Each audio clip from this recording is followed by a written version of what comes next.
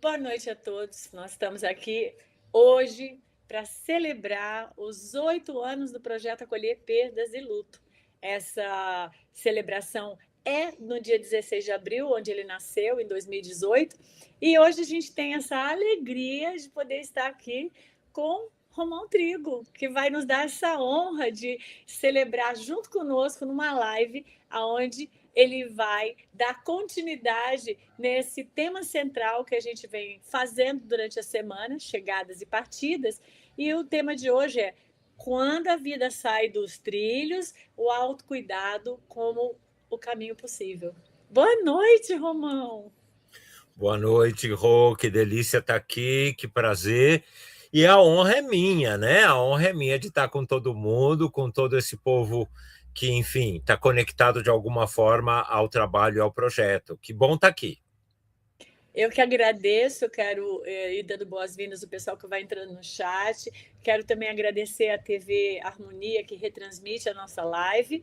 E lembrar que essa live está conectada à semana de aniversário, né? Hoje é o dia, mas nós iniciamos desde segunda essa celebração, fazendo a primeira live das partidas, depois das chegadas, e hoje o entremeio, né, entre a partida e a chegada do ser. O que é que tem aqui no meio, se não é o autocuidado? Como é que a pessoa vai se cuidar? Eu até diria que essa é a primeira, né? Porque o Romão promete que isso aqui é muito longo e nós vamos fazer outras lives, porque requer bastante a gente se autocuidar. Certo, Romão? Essa é a ideia. Provavelmente o assunto vai se desdobrando e a gente vai indo. Quanto tempo tiver assunto, a gente vai falando. Que coisa boa! Romão, obrigada pela sua participação. Para a gente está sendo um dia assim, muito especial, porque o trabalho que a gente tem feito nesses 8 anos juntos, né, e você fazendo parte também do projeto, tem sido algo assim que chega a dar aquelas borboletinhas no coração da gente quando chega essa semana, essa data, porque sempre relembra de tanta coisa boa e pessoas incríveis que a gente foi criando essa família universal durante esse tempo. Então, vamos lá, vamos falar sobre o autocuidado? Vamos falar. Só uma última colocação. Eu também quero dar os parabéns para esse movimento todo, né? Não é para uma pessoa só, mas para o movimento todo, porque é uma frase muito repetida entre as pessoas que estão envolvidas. Nossa, depois do projeto mudou minha vida. Nossa, depois do projeto, né? A gente ouve isso de todo mundo. E a minha vida também mudou por uma série de motivos depois do projeto. A gente vai compartilhando isso com o tempo. E entrando no nosso assunto, é interessante que isso a gente não foi combinado, mas cabe perfeitamente. Quando o trem sai dos trilhos, o que nos resta, né? Foi exatamente isso o que motivou um pouco esse tema. Há 2 anos atrás, meu trem saiu dos trilhos e eu falei, Jesus, o que está acontecendo? E aí, então, surgiu a ideia de estudar um pouquinho mais esse tal de autocuidado e compartilhar isso, né? Há 2 anos atrás, eu tive subitamente, estranhamente, um problema de saúde que culminou numa internação na UTI, assim, do nada.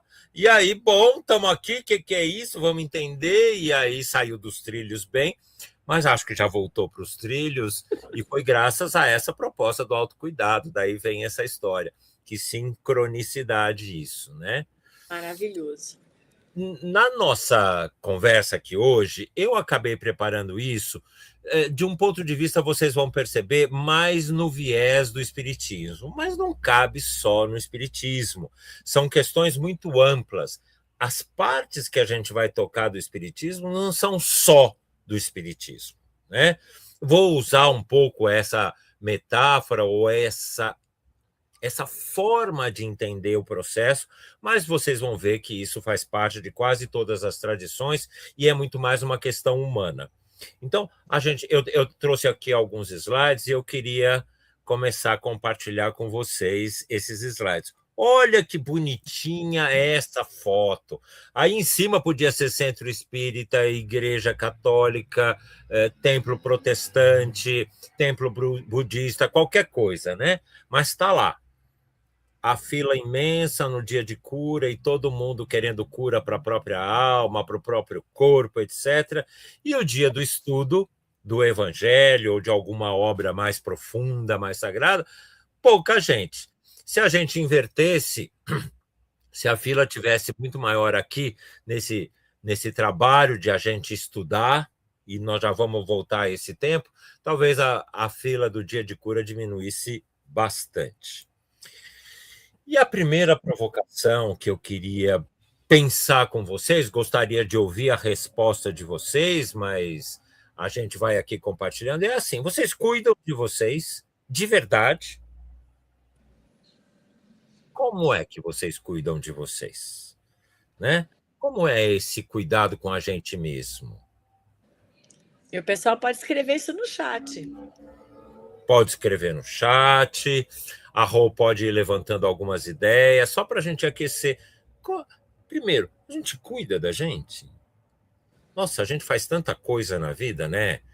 Ganha dinheiro, compra casa, tem filho, cuida de pai, cuida de mãe, vai no trabalho. Onde é que entra aí o cuidado com a gente mesmo? É uma questão para a gente começar. Você ia falar? Será que a gente sabe o que é cuidar da gente mesmo? Ou será que a gente acha que cuidar são os afazeres?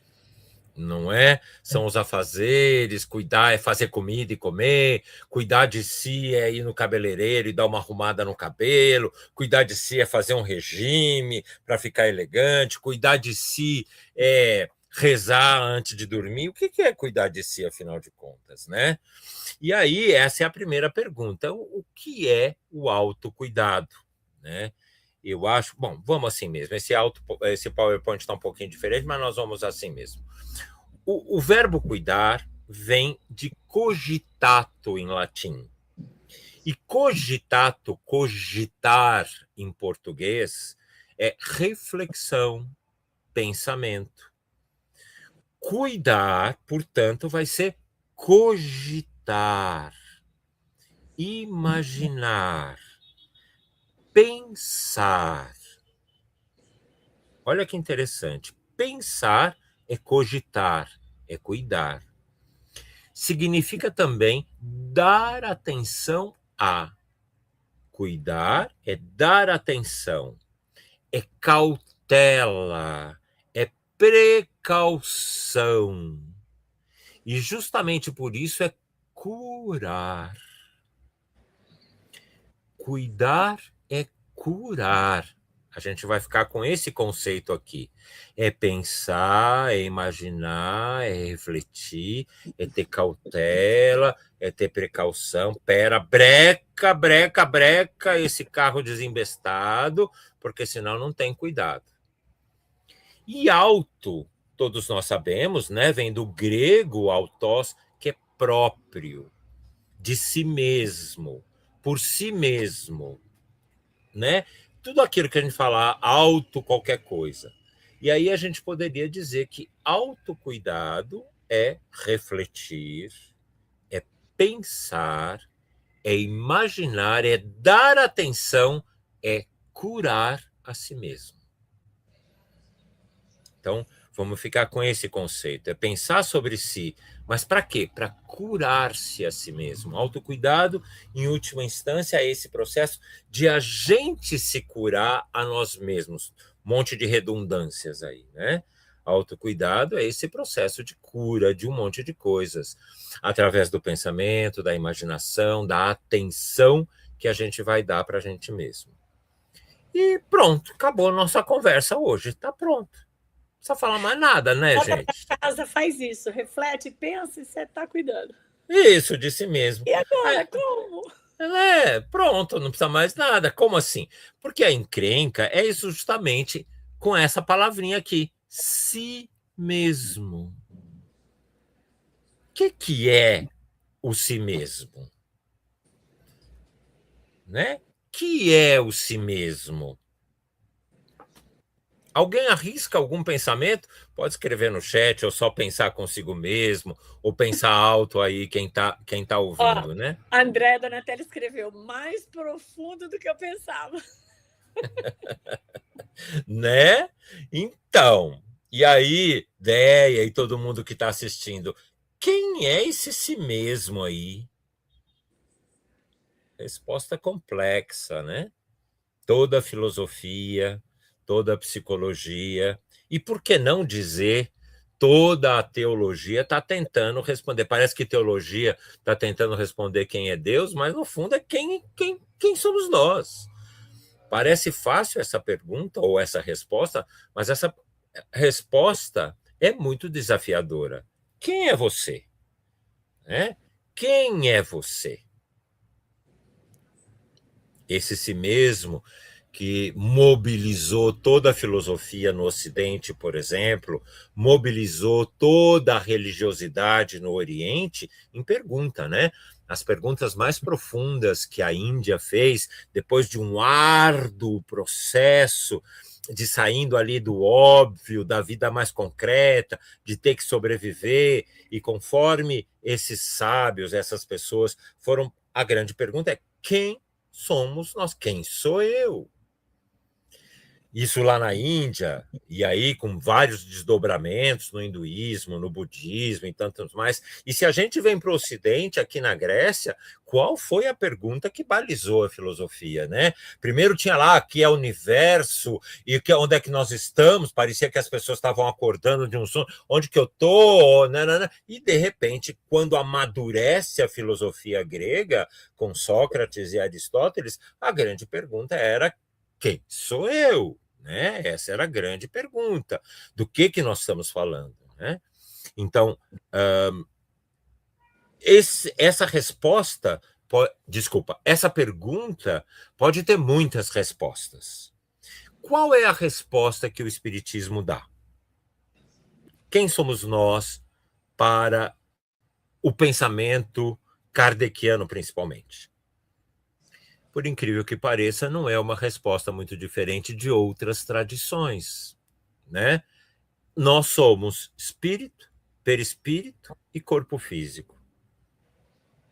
Se você vai para a Índia, nós somos essência, nós somos os veículos diversos e o corpo físico. Se você vai para o budismo, a resposta é absolutamente a mesma. Se você vai para o catolicismo, está lá o Paulo dizendo do nosso corpo espiritual. Dentro do catolicismo, dentro do protestantismo. Está lá Paulo dizendo, corpo físico, óbvio, corpo espiritual, e uma coisa mais profunda que é o espírito, né? Então, essa não é uma resposta exclusiva do espiritismo, mas várias tradições, agora sim, religiosas, trazem essa resposta, né? Há uma essência imortal, há um invólucro dessa essência, porque como essa essência é absolutamente imaterial, ela precisa produzir algo aqui no mundo material para a gente poder ganhar consciência dela. É esse invólucro, chamado de diversos nomes, e, por fim, o corpo físico, que é esse que a gente tem experiência concreta dele, né? Então, autocuidado seria cuidar dessas três instâncias nossas. Cuidar do corpo, cuidar do perispírito, e eu ainda pus aí entre parênteses, da mente, e cuidar do espírito, dessa essência mais profunda, né? Que se postula, ninguém ainda provou, ninguém ainda constatou concretamente, mas em todas as tradições, em todas as tradições religiosas, se postula a existência desse espírito. Por onde vocês querem começar? Nós vamos separar, mas é tudo junto no mesmo prato. O pior é que, se você falar, quero começar pelo corpo, não é fácil autocuidar do corpo. Ah, mas quero começar pelo espírito, não é fácil. Qual é o menos difícil? Os três são desafiadores, né? Autocuidado, cuidar do próprio corpo. Hoje em dia, nós vamos chegar lá. A ideia é tratar das três instâncias. Mas hoje em dia, com tanta história que tem, que ninguém mais sabe o que é cuidar do próprio corpo. Porque tem que fazer só não é nutrição, mas é a suplementação de vitamina. Aí tem que fazer exercício. Aí essa corrente médica diz isso, aquela outra diz aquilo, o outro fala, tem que fazer isso, o outro diz, não pode fazer isso. E aí, cuidar do corpo, então, está uma celeuma hoje em dia. Mas nós vamos tentar enfrentar isso. Eu resolvi aqui, por minha conta, né, começar pelo mais difícil, que é como é que cuida do espírito. A gente tem uma ânsia muito grande de como é que cuida da psique, né, dos medos, das angústias. Isso tudo é uma questão perispiritual. Nós vamos deixar para o segundo momento. Nós vamos tentar falar dessa essência, né? Como é que se cuida do espírito? Primeira definição, primeira coisa é defini-lo, né? O Kardec não define diferente de outras culturas, por incrível que pareça. Até o Kardec vai falar assim, olha lá no livro dos médiuns o que está. Há no homem 3 componentes, a alma, o espírito, o princípio inteligente, que é a sede do senso moral, o corpo e o perispírito. E aí ele começa. A natureza íntima do espírito, propriamente dito, aquilo que ele é em si mesmo, é a do ser pensante. Desconhecemos-la por completo. Apenas pelos seus atos ele se nos revela. Então, o Kardec, exatamente como a grande maioria das tradições espirituais, vai dizer: nada sabemos da essência do que é em si, do que de verdade se constitui esse espírito, essa essência. Nós não sabemos, gente, não adianta querer ficar dando definição, porque a gente vai errar na definição. Mais bonito como o Kardec faz, né? Ele assume, não sabemos o que é. É de uma ordem totalmente imaterial, que para nossa consciência não tem uma definição. A gente consegue definir as coisas imateriais, mas as coisas absolutamente imateriais é muito difícil. Nossa capacidade cognitiva ainda não dá conta. É a mesma coisa querer definir Deus, né? Nossa condição mental hoje, com toda a potência que a ciência trouxe, né? Com a maravilha que é um microscópio eletrônico, com a maravilha que é um telescópio que a gente manda para o espaço ver as coisas, com toda essa capacidade de ampliar a realidade, a gente ainda nem chega, nem trisca do que seja de verdade o espírito. Então, aqui já tem um primeiro golpe na nossa vaidade. Menos, na verdade é menos, né? Nada de querer já saber o que você é na essência. A nossa capacidade mental não dá conta disso. A Índia, que vocês já perceberam que eu gosto muito do pensamento hindu, né? Responde assim: sabe como é que a gente define esse espírito lá profundo? Como net. Traduzindo, nem isso, nem aquilo. Ixi, o que sobra no meio? O espírito é uma energia. Não é isso. O espírito é uma luz. Não é isso. O espírito é a pedra. Não é isso. Nem isso, nem aquilo. Nada. Qualquer coisa que a gente tente dizer, não é. Eu acho genial. Não está dentro da nossa possibilidade de exemplificar ainda. De exemplificar, de compreender. Eu acho isso genial da Índia, dizer nem isso, nem aquilo. Qualquer coisa, mas é a profundeza da essência da alma constituída da luz essencial do plano. Não, meu filho, isso é delírio, para com isso. Assume que a gente ainda não sabe. Então, é o net que Kardec está dizendo. E aí ele vai mais longe, né? Dizendo que o Espírito São Luís lá diz: já disseram que o fluido universal é a fonte da vida. Será ao mesmo tempo a fonte da inteligência? Não. Espírito não é fluido universal. Espírito não é matéria. É não. Mas então é isso, é não. Mas então é aquilo. É não. A gente precisa aprender a entender que a nossa capacidade cognitiva não chega aí. É difícil para a gente. É difícil porque bate com o nosso orgulho de somos tão inteligentes. Não somos capazes, né? Aí ele ainda vai dizer: Olha, tem dito por aí que é uma chama, uma centelha. Isso se deve entender em relação ao espírito propriamente dito como princípio intelectual e moral. Aqui ele dá uma tentativa de dizer, olha, um princípio que não dá para definir, intelectual e moral. Essas duas dimensões, a dimensão do pensamento e a dimensão do sentimento, é do espírito. Aí ele tenta trazer um pouquinho para nós. O pensamento, entendido não só como raciocínio, hein, gente? O pensamento não é só raciocinar com a cabeça, é também sentir profundamente. Quando esses dois se encontram, raciocínio e sentimento, aí nós temos o pensamento verdadeiro. Esse pensar que é intelectual e que é moral e que é afetivo e que é sentimento, não emoção. Emoção é outra coisa, mas sentimento, isto é o máximo que a gente consegue detectar do espírito. Então, as nossas questões intelectuais e morais, ou seja, e sentimentais, são questões do espírito, que é imortal, que é eterno, etc, etc, etc, como todas as tradições dizem, né? Aqui ele ainda diz: o perispírito não pensa, mas o perispírito funciona. Isso vai ficar para o nosso segundo tema, né? Ele é para o espírito, que o corpo é para o homem. Mais ainda de Kardec, é o princípio da vida orgânica, o perispírito, porém não o da vida intelectual que reside no espírito. Repetindo mais uma vez, figuremos primeiramente o espírito em união com o corpo. Ele é o ser principal, o espírito é o ser principal, pois que é o ser que pensa e sobrevive. O espírito não é, pois, um ponto, uma abstração, uma invenção, uma imaginação. É um ser limitado e circunscrito. Ele existe de fato, ao qual só falta ser visível, mas no mundo material ele não é visível. Né?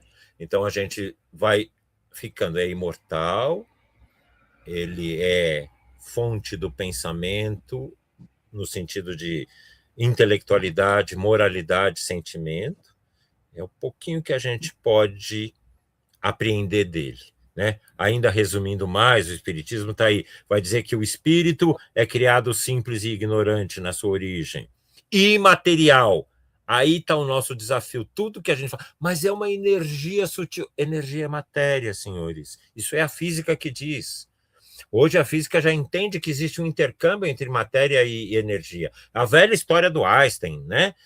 Energia é igual massa vezes a constante lá, é massa. Então existe um intercâmbio entre energia e matéria. Essas realidades se intercambiam. O imaterial não é nada disso. Energia é matéria. Então, espírito não é energia. É imortal, e aí está o nosso grande desafio. A gente pensa que ele é mortal, a gente confunde a nossa parte mortal, que existe, com a nossa parte imortal, né? Que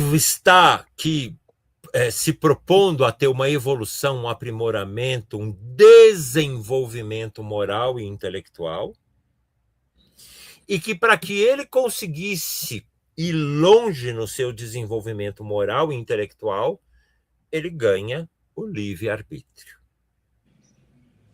E aí a coisa ficou muito feia. Muito melhor quando esse princípio inteligente era conduzido e levado tranquilamente pelos caminhos da evolução.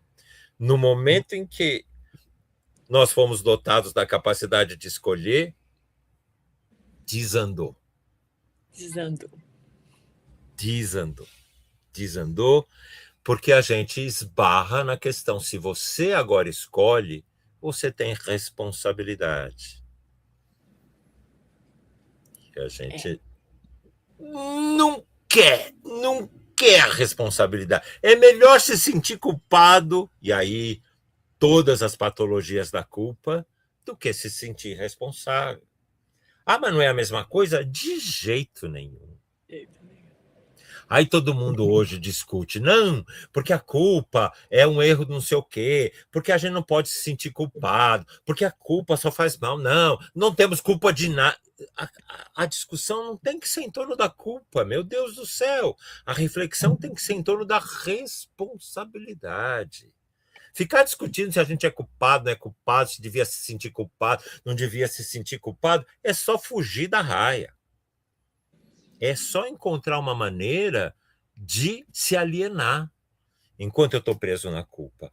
Por outro lado, então eu não tenho culpa nenhuma, que se dane, vale o mundo, eu vou fazer o que eu quiser, porque também... Não, meu querido, a questão é a responsabilidade, que não tem esse peso que a culpa tem. E se a gente desloca a nossa reflexão da esfera da culpa para a esfera da responsabilidade, tudo se aclara. Esse livre-arbítrio passa a ser a nosso favor e não contra nós. A gente não vai precisar mais do universo armando situações para a gente aprender a ter responsabilidade. Porque é só isso que o universo faz. É só isso que a bondade divina faz. A partir do momento que nós temos livre-arbítrio, a bondade divina vai criar situações diversas para eu entender a minha responsabilidade e aprender a usar esse livre-arbítrio da forma mais maravilhosa, especial, bonita, de crescimento, onde a gente vai poder, na medida em que vai usando o livre-arbítrio, construir a nossa felicidade. Mas sem usar o livre-arbítrio, a felicidade não é dada. A felicidade não vem de Deus. A felicidade não vem do cosmos. A felicidade não vem do carro novo. A felicidade não vem do antidepressivo. Nada disso vai trazer a felicidade. A única felicidade possível é aquela que nós vamos construindo paulatinamente. Paulatinamente. Com o nosso livre-arbítrio. Mas para ter um livre-arbítrio potente, eu preciso ter a responsabilidade. E Deus fala, vou ensinar você a ser responsável, para você poder, construir a sua felicidade. Faz sentido, Rô? Nossa, total. Eu fiquei pensando, quando você falou da responsabilidade do livre-arbítrio, do estado de equilíbrio, né? Quanto mais livre-arbítrio eu tenho, se mais eu tiver responsabilidade, aqui está o equilíbrio. Quanto mais livre-arbítrio e menos responsabilidade, aqui está o caos, aqui está a crise, aqui está o surto, é aqui, né? Então, à medida que eu aumento a minha liberdade de escolha, eu preciso assumir o que vai vir como consequência, né? Natural das escolhas que eu faço, né? Sem drama. Sem drama, só isso. Exatamente isso. A minha liberdade de escolha é poder assumir a responsabilidade do que acontece com ela. Quanto mais responsável eu sou, mais se dilata a minha liberdade de escolha. Quanto menos responsável, menos livre-arbítrio eu tenho. Se eu só estou fazendo besteira, vai estreitando, vai estreitando, vai estreitando, vai estreitando. Se eu assumo a responsabilidade, vai alargando, vai alargando, vai alargando. E eu fiquei pensando até o nível que você vai estreitando, a nível prisão, porque se você fizer coisas, cometer delitos, você vive uma prisão, mas você também vive uma prisão mental, porque aí você vai entrando em estado confuso, alterações de emoções, você vai adoecendo mentalmente, vai tendo que ficar medicamentado. Então, assim, isso funciona, essa prisão é de material ou emocional. Exatamente, da mesma forma, né? Se eu não tenho capacidade de assumir responsabilidade, eu estou na prisão. Se a minha capacidade de assumir responsabilidade se dilata um pouquinho, mas ainda não é suficiente, eu estou no hospital. No hospital. E se a minha capacidade de assumir responsabilidade se dilata mais, eu estou na escola. Né? Então, sair da prisão para o hospital, do hospital para a escola, é uma questão de assumir ou não as responsabilidades que a vida me traz. Mas eu não sei qual é a minha responsabilidade, meu Deus, como é que eu aprendo? Aí é que está o cuidado com o espírito. Entender a nossa responsabilidade nas coisas. né? Aí esse espírito dotado de livre-arbítrio vai poder ter um pensamento cada vez mais libertador, mais feliz, mais leve, mais construtor do melhor, construtor do bem total. Essa é a ideia. E se eu não tenho responsabilidade? Aí eu vou ficar estreitado até chegar numa prisão e até que eu escolha aprender ou eu escolha assumir as responsabilidades do que eu faço, do que eu penso, do que eu sinto e vou indo para a escola. Então, Simples por assim. exemplo, pergunta, quando eu transfiro minha responsabilidade para o governo, para a prefeitura, para os meus pais, para o meu marido, para alguém, eu não estou assumindo responsabilidade. Então, transferência é um aprisionamento. Quando eu fico transferindo a responsabilidade do que eu sinto, eu vivo assim porque meus pais não me deram oportunidade ou porque a vida não me deu oportunidade. Então, essa é uma irresponsabilidade, certo? Transferência. Perfeito. Belíssimo exemplo. Outra, outra Belíssimo coisa, exemplo. outra coisa, quando eu me torno sempre não aceitando, acho que isso é um ponto muito importante. Quando eu não aceito que eu não consigo ainda ter as melhores ideias, os melhores feitos, eu não assumo a responsabilidade de que eu ainda não sou o bambambam bam, bam, que entende como lidar. E aí eu começo a entrar naquele estado de exigência, eu não aceito como eu sou, eu quero ser mais, aí o ego começa a tomar conta e é um embaralho. Eu acho também que é uma falta de responsabilidade você não aceitar a sua limitação do momento que você vive. Esse momento aqui, que você não entende, que você não sabe, que você está aprendendo. E isso é uma forma da gente fugir da responsabilidade do momento. Sem dúvida, né? Ficar nessa onipotência, achando que deveria isso, deveria aquilo, é não poder ter consciência do que está acontecendo, não ter a responsabilidade do hoje, né? Agora, Rô, eu quero voltar nisso que você falou ali, né? É isso mesmo, transferir para o outro é fugir da responsabilidade. Ah, é porque eu não tenho dinheiro. Como você disse, é porque a minha infância foi X ou Y. Não, querido, a sua infância foi uma situação tal armada pela bondade do pai para ver se você aprendia a ter responsabilidade, não para ter menos responsabilidade. É porque o meu casamento é uma desgraça. Não, querido, o seu casamento é uma artimanha do cosmos para você justamente aprender a se responsabilizar e não o contrário.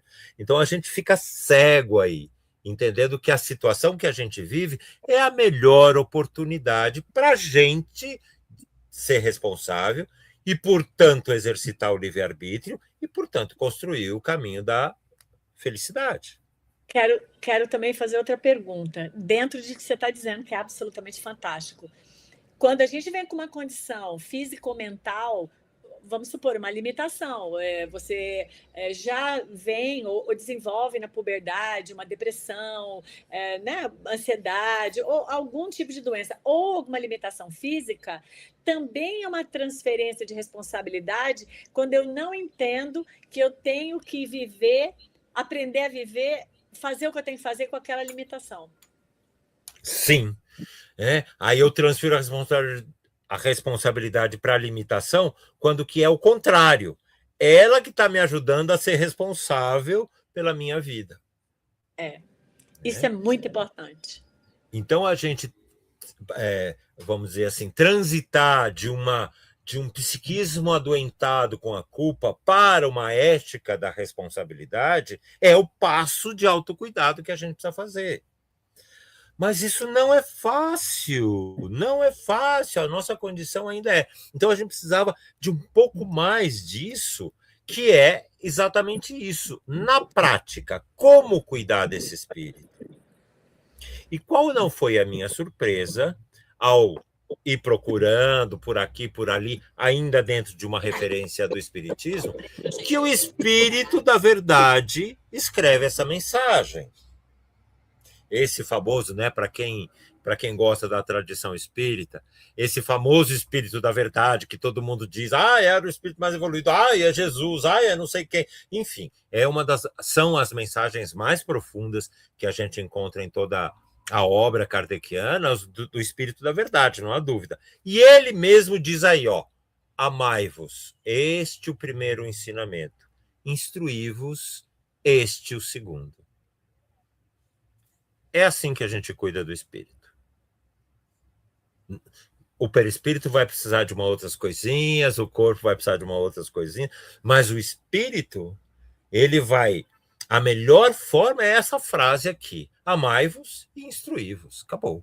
Não tem mais nada além disso. Que é cuidar daquela dimensão intelectual e daquela dimensão moral que o Kardec falava lá.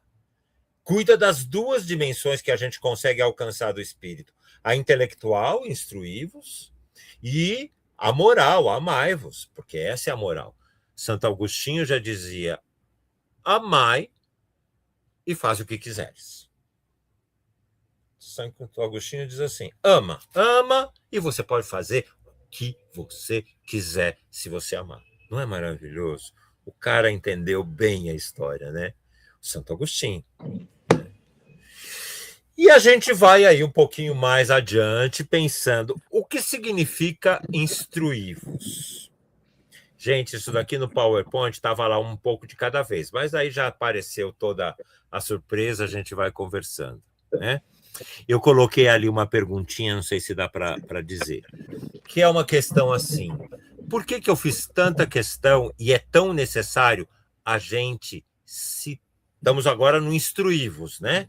Estamos na dimensão do instruí-vos agora, de citar as fontes, que hoje é uma coisa que está na base de um monte de enganos, de desacertos, de ódios que vão surgindo, porque a gente não sabe de onde que veio o quê.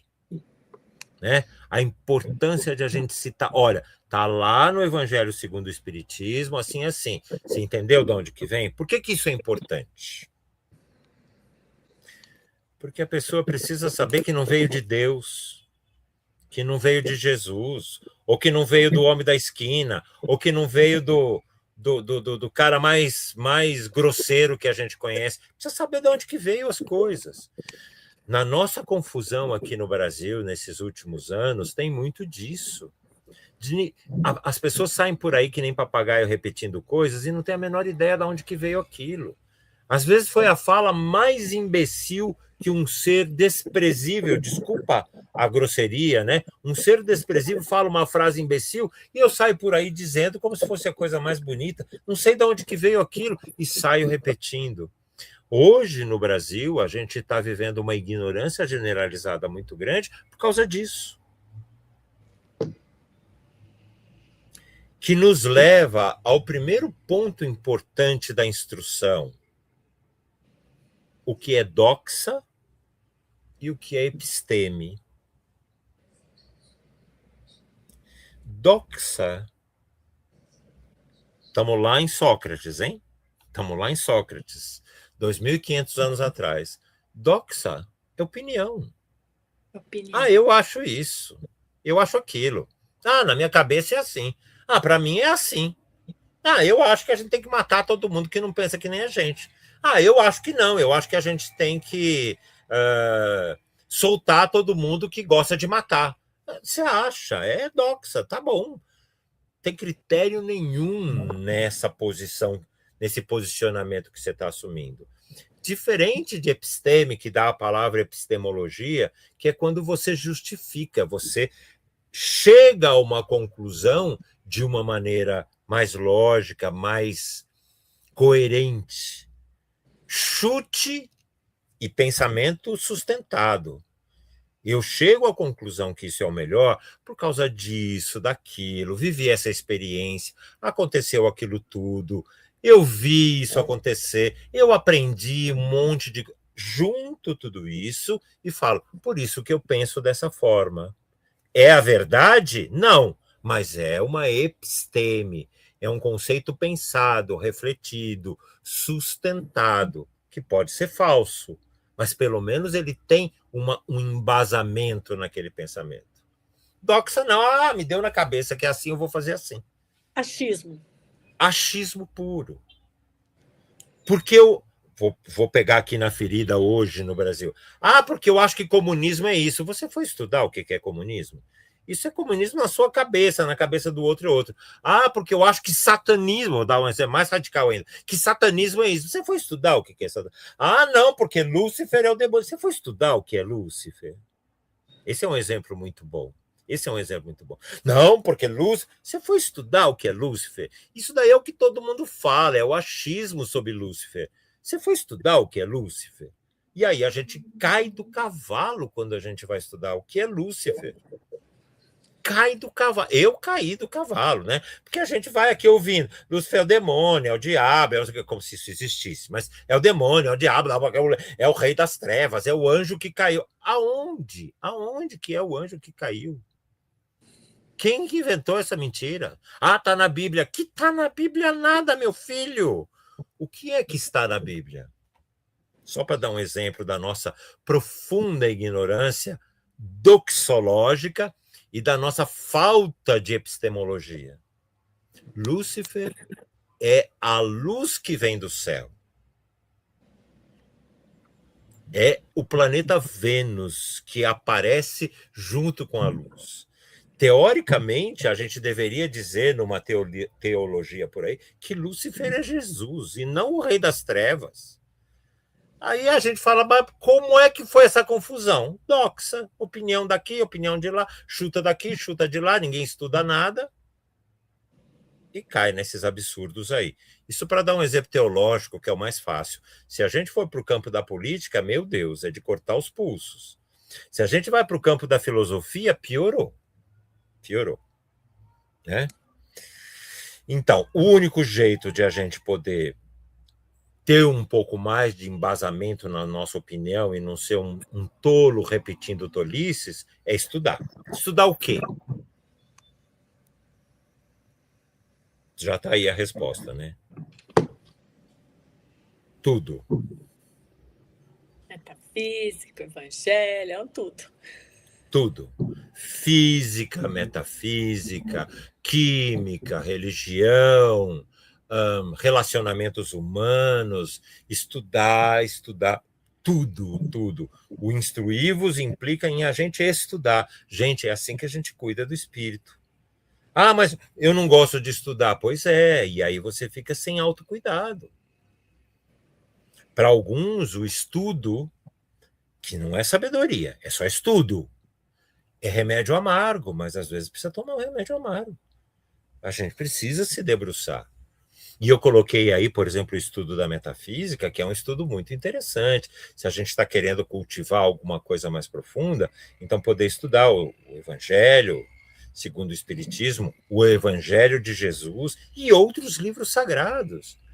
Estudar o Bhagavad Gita, que é um livro sagrado na Índia, estudar o Dhammapada, que é um livro sagrado no budismo, estudar o Corão, que é um livro sagrado no islamismo, estudar.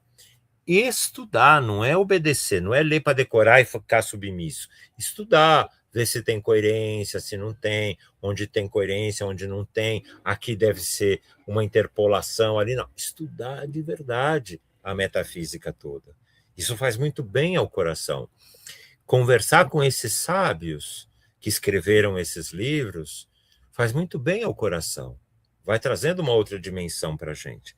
Mas estudar física hoje em dia também faz muito bem ao coração. A hora que a gente começa a estudar física e vai vendo aqueles mundos infinitos que a física, sabe lá, força é igual massa vezes aceleração, aquela física vai deslumbrando para a gente, é maravilhoso, faz bem para o coração.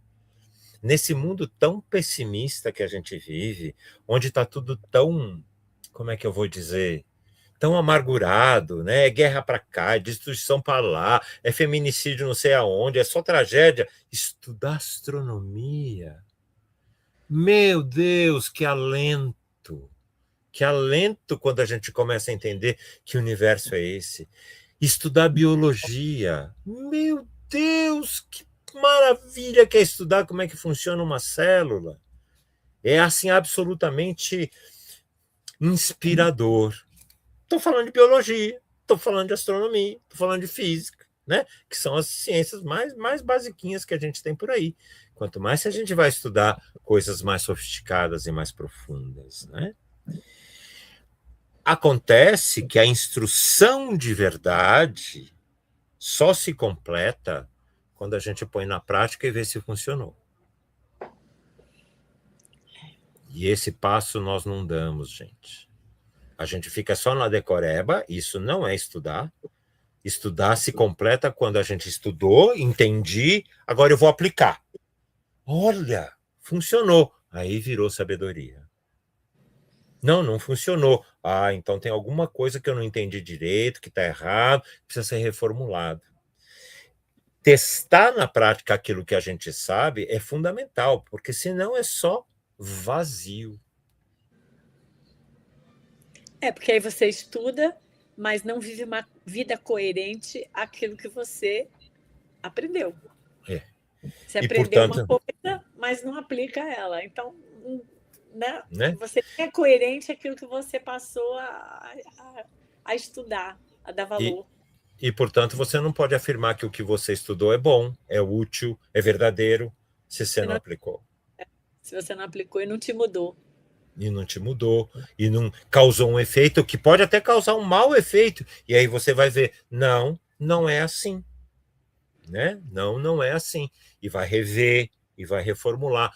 Esse é o processo de cuidado do espírito. Eu estudo o que eu tenho à disposição para estudar e vou aplicar para ver se aquilo funciona. Eu quero fazer uma entrada aqui. Sim. Muitas vezes, a gente vive isso bastante de perto. Muitas vezes, tem o pessoal em cima do muro. Estudou, mas não se sente preparado. Estudou, mas não começa nunca. Estudou, mas não põe em prática. Porque não tem competência, porque ainda não sei, porque muitas vezes acontece que a gente tem um acolhimento. Eu não estou preparada. Eu não sei fazer isso muito bem. Sim, mas você vai começando, você fez o curso com a gente, você vai aprendendo com o pessoal que já tem mais experiência, coisa e tal, você vai indo, aquilo vai fluindo de você, você vai ganhando experiência.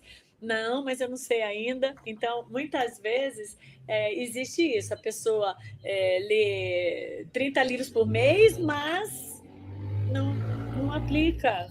Nunca se sente pronto para aplicar. Então, esse em cima do muro é um lugar muito perigoso, porque você é um pseudo-sábio, porque, na verdade, você não sabe aplicar o que você aprendeu. É um lugar de descuido consigo mesmo. Se você estudou uma coisa, você tem que pôr em prática. Senão, não é cuidado, é descuido. Né? E de todas essas infinitas coisas que a gente pode estudar, qual a mais preciosa? Opa! O pessoal do chat podia arriscar, né? De todos os conhecimentos que existem, qual o mais precioso?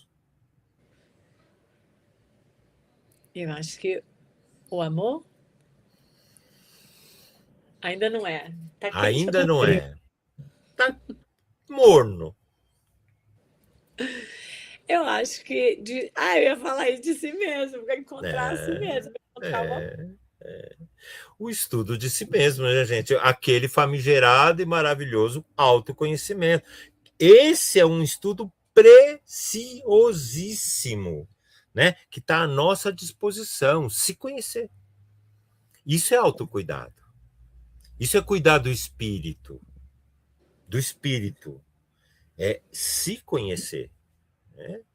É esse processo de tá tão pequenininho, né? Não é possível cuidar de si, não é possível cuidar de qualquer coisa se não cuidar de si.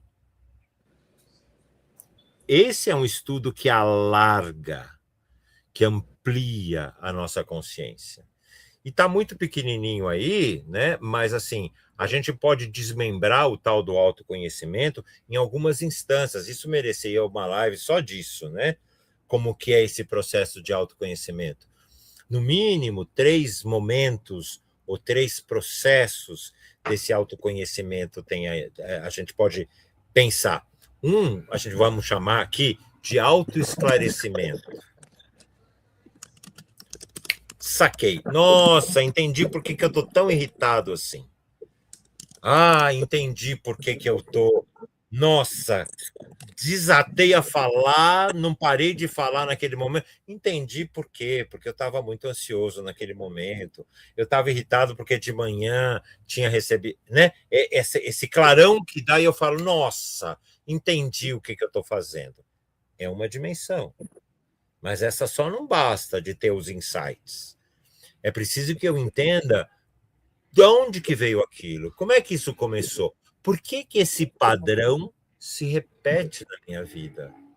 Por que que eu sempre fico irritado na maior parte do tempo? Por que que eu sempre fico passivo na maior parte do tempo? Por que, Rô, que eu sempre acho que eu não estou preparado para fazer? Né? Entender essa história que está aí por detrás. Entender que são outros fatores que não os imediatos que estão trazendo você para aquele comportamento ou para aquele sentimento. E ainda tem uma terceira possibilidade, que é quando você teve o clarão, você entendeu qual é o padrão, da onde que isso veio, como é que isso se construiu dentro de você, e terceiro lugar, você sabe manejar isso. A autossabedoria, né? Nossa, tô com raiva, tô irritado porque fiquei amedrontado de manhã. Puxa, mas esse comportamento de raiva vem lá da minha infância, veio na minha adolescência, por conta disso, por conta daquilo, porque eu tenho a fantasia e a crença de que os outros precisam me validar primeiro e eu não me sinto validado, e aí eu estou no autoconhecimento. E agora eu sei lidar com isso. Eu não vou mais precisar ficar irritado, porque eu já entendi todo esse processo, sei lidar com o meu medo, com a minha raiva, estou mais ou menos com as rédeas disso na mão. Autossabedoria. A gente podia ficar horas falando desse processo, né? Eu posso escrever assim, ó, 3 processos: ter o insight do que está acontecendo, por que o padrão se repete, e manejar, pois sei lidar com o que sinto. É isso? É isso. Eu tentei encontrar umas palavrinhas para o pessoal dar uma coladinha, copiar e botar na geladeira. Né? Esse é o processo de autoconhecimento. É o melhor estudo que a gente pode fazer, gente. Não tem outro estudo melhor. Né? E como é que a gente vai fazer isso? Tem 2 jeitos bem interessantes de fazer isso na prática. Deixa eu só ver, porque nós estamos com o tempo, né? O tempo é seu, Romão. Sinceramente. Pronto. Então É estamos no tempo, estamos no tempo. O seu tempo. Como é que a gente pode fazer isso? Tem duas formas, né? Autoobservação. Se eu começo a me perceber que pensamentos eu estou tendo, que sentimentos eu estou tendo, que sensações eu estou tendo, se eu vou fazendo esse exercício de me perceber, a autoobservação é uma grande metodologia de autoconhecimento. Muitas vezes a gente pergunta para as pessoas, tá, olha, passei isso, vivi aquilo, como você está se sentindo? Não, olha, eu pensei que naquela hora eu fosse morrer. Mas como você está se sentindo? Não, porque eu achei que aquelas pessoas estavam todas culpadas. Não, eu não estou perguntando o que aquelas pessoas pensaram, não estou perguntando o que você pensou, estou perguntando o que você sentiu. E a gente não consegue localizar o que sentiu. É porque essa habilidade da autoobservação não está desenvolvida. Em relação ao pensamento, isso é sério. Mas em relação ao sentimento, à emoção, isso é gravíssimo. A maior parte de nós não sabe o que está sentindo. É preciso parar, entender, ajuda externa, muitas vezes, para você poder localizar o sentimento que você está tendo naquela situação. Esse processo de autoobservação é altamente instrutivo, pelo menos para você saber o que é que está. É um bolo aqui. Vamos tentar entender esse bolo. Como é que você diz? Tem um pouco disso, um pouco daquilo. Então aí eu começo a entender. Né? Muitos de nós não conseguem diferenciar o que é uma sensação do que é uma emoção, do que é um sentimento. São coisas muito diferentes.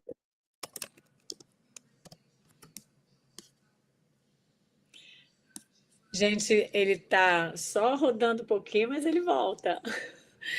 A internet dele deve ter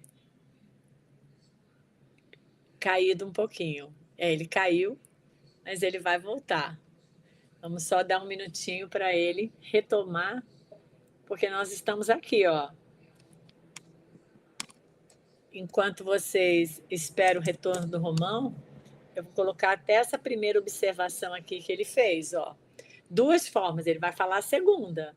Habilidade de autoobservação. Que pensamento, que sentimento eu estou tendo, localizar o sentimento que eu estou tendo, né? Não só buscar encontrar isso na gente, observar, como ele disse. Também quero repetir a parte de cima que ele falou, né? Dos 3 processos, né? Ter um insight do que está acontecendo. Então, da onde está vindo isso, né? Como é que é isso? O que é que eu estou sentindo? Depois, por que o padrão se repete? Por que está repetindo de novo? Né? Olha ele aí de volta. Ele voltou. Eu estava só contando para o pessoal aqui o que você colocou. Já até coloquei essa primeira parte, vê se está certo. Ó. Sim. Habilidade da autoobservação. Que pensamento, sentimento eu estou tendo, localizar o sentimento que eu estou tendo, né? Foi o que você falou. É isso, Pô, né? é isso Então mesmo. vamos lá. Você quer compartilhar de novo, Paulo? Não, a gente já está no fim, não precisa. Tá. Mas deu para ouvir aquela parte da diferenciação do que é sensação, do que é Não, emoção, essa foi a parte que quebrou. que Você quebrou ia já. a falar isso. Então, e nesse processo de autoobservação, nós estamos aqui aprofundando o instruí-vos, né? Do Espírito da Verdade. Instrução sobre si mesmo.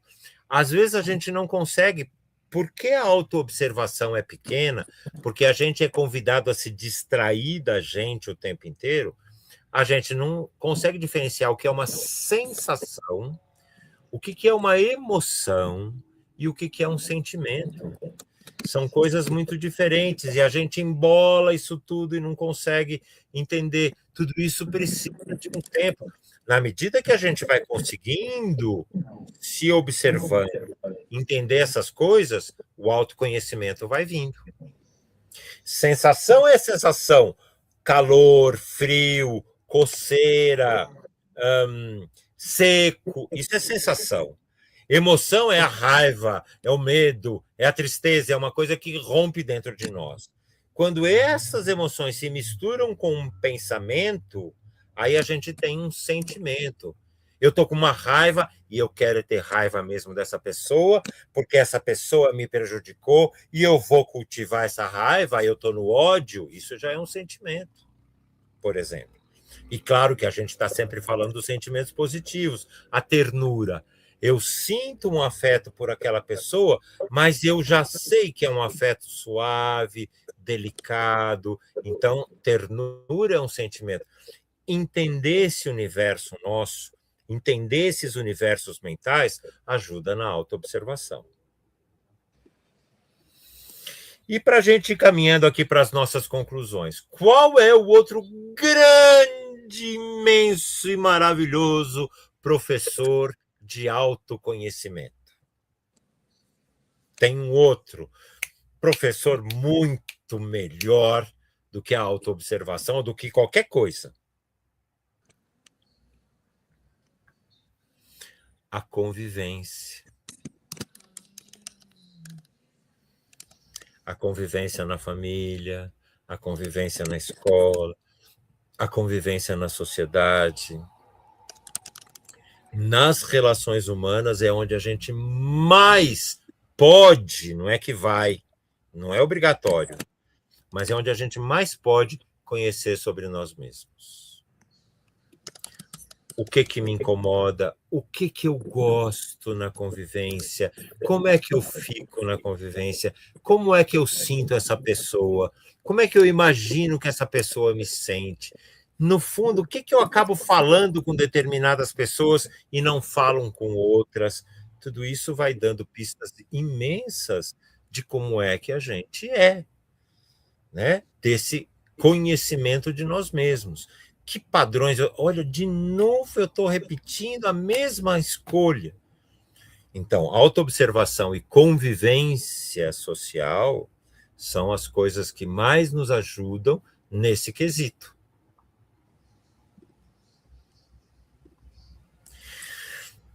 Nós vamos ficar aqui com Instruí-vos e vai ficar o Amai-vos para o nosso próximo encontro. Que aí o desafio ainda é mais interessante. Mas, por enquanto, tudo isso que a gente está falando é cuidar do espírito.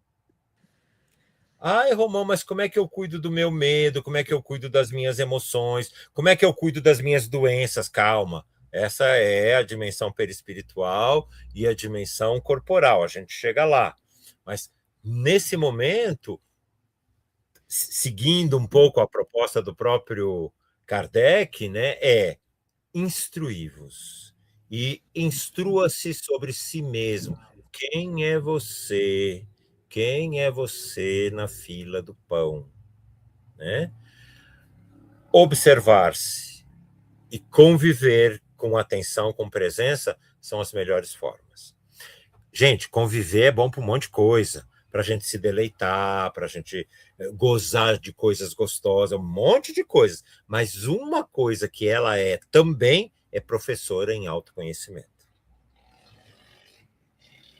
Não sei, Rô, se você quer acrescentar alguma coisa, alguém quer perguntar. Eu fiquei pensando o quanto a gente deveria incluir. Você falou assim, isso é uma coisa que a gente não faz. Então, a gente deveria incluir nos afazeres essa presença, como se a gente fosse esse observador. Agora, nesse momento que eu estou aqui na lavanderia esperando, eu estou irritada porque eu estou na fila, opa, deixa eu me autoconhecer. Como é que eu me comporto quando eu tenho que esperar? Agora que eu estou aqui, olha como eu estou feliz, isso me faz muito bem. Assim, a gente deveria ser esse observador em todos os segmentos daquilo que vai acontecendo durante o dia, porque o que vai acontecendo é a oportunidade da gente poder se conhecer. Né? A irritação, como você disse, a raiva, as coisas que vão durando naquelas coisas que a gente vive, e talvez observar as repetições. Nossa, de novo, eu caí na mesma, de novo. Eu falo para as pessoas, algumas coisas eu aprendi, não porque eu entendi que era melhor fazer, porque eu cansei de fazer o mesmo erro. E o mesmo resultado vem. Não dá mais. Eu tenho que mudar. Sim, a gente está muito. É porque a reforma íntima, é porque a gente não pode sentir isso. Não, gente, a questão não é não sentir, reprimir alguma coisa. A questão é entender de onde que vem para aprender a manejar. Não basta, não, eu estou na fila, sabe por que eu estou irritado? É porque eu não suporto esperar. Meu querido, isso é uma resposta superficial. Por que você não suporta esperar? O que tem aí de trás de angústia, de medo, de raiva, de sei lá o que, de onipotência, que te impede de esperar com mais calma? Não, é porque eu sou muito ansioso. Mas o que está por detrás da ansiedade? Tem que ir mais fundo nesse autoconhecimento. Senão não tem reforma íntima que ande para frente se a gente não se entender, não se compreender. E aí, eu, fechando um pouquinho, queria terminar com o exemplo do luto. Se eu não entender o que está acontecendo comigo, me acolher, olhar para mim, entender todas essas emoções que estão envolvidas, todos esses sentimentos, todos esses pensamentos que estão envolvidos, o luto se transforma numa coisa insuportável. Insuportável. E quando eu começo a fazer esse trabalho de autoconhecimento, o luto vai se transformando numa grande oportunidade. Não é isso que a gente acaba experimentando nos grupos e no trabalho consigo mesmo? O luto é isso. Se eu não tenho autoconhecimento, aquilo vira uma bola de veneno, uma bomba atômica explodindo dentro de nós. Mas se eu vou permeando isso com autoconhecimento e com o instruí-vos, se eu vou permeando isso com essa compreensão, esse luto vai se transformar numa outra coisa muito mais profunda. Olha o que você fez com o pessoal. Olha aqui, ó. André escreveu: meu amado Romão Triguinho, hoje está dando nó no cérebro. Está dando nó no nosso cérebro. Muito bom, né? Para isso que estamos, Esse não é? o Porque mais do mesmo. Esse é o objetivo. Obrigado, Deia. Obrigado. Romão, foi absolutamente maravilhoso. Eu quero dizer para vocês, gente, que já tem data marcada para o segundo autocuidado, que é dia 15 de maio. O Romão está de volta. Então, você marca aí na sua agenda para você ter a oportunidade de dar continuidade. Começa a aplicar isso que o Romão ensinou hoje e traga suas perguntas na próxima live, vai trocando as experiências que você foi colocando para ver como está o andamento à medida que ele vai falando outras vezes, mais profundamente, cada vez mais, para você também poder digerir. Como disse aqui a Laís, ela falou, ela disse, a internet fez tinha como propósito fazer a gente poder digerir o que o Romão estava falando. Então, a internet deu uma caída, foi espiritualidade para segurar aqui aquilo que o Romão estava falando. Então, ele vai fazer esse empates para que vocês tenham um mês inteiro para vocês digerirem, começarem a aplicar, nós todos, e a gente poder ir para o próximo passo com mais leveza, né? Segurança, confiança, que é o que a gente precisa para continuar essa jornada aqui do autocuidado. E olha, a lição de casa é simples, é só se auto-observar e conviver. Quer coisa melhor? Gente, muito obrigado, viu, pela paciência, pelo carinho. Agora que eu achei aqui o lugar dos comentários, agora que eu estou lendo aqui tudo o que está escrito, estou muito mais emocionado. Obrigado, gente. Muito carinho mesmo. Obrigada, Romão. Gente, nós fechamos com chave de ouro, né? Esse é o entremeio da chegada e a partida. E a gente começou a destrinchar esse caminho. Então, o Romão está colocando os trilhos para esse trem continuar podendo avançar. Então, vamos lá, vamos entrar nesse vagão juntos que o Romão está propondo, para que juntos a gente possa fazer essa jornada muito mais conscientes do que nós estamos fazendo aqui e nos cuidando. Romão, super obrigada, né? Foi absolutamente maravilhoso, como tudo que você faz, sempre. E vamos lá no trenzinho, fechando, que é a vinheta maravilhosa que a Beta projetou para essa semana com tanto carinho. Eu amei essa vinheta da chegada e da partida. Tchau, gente, boa noite. Compartilhem, por favor, essa live maravilhosa.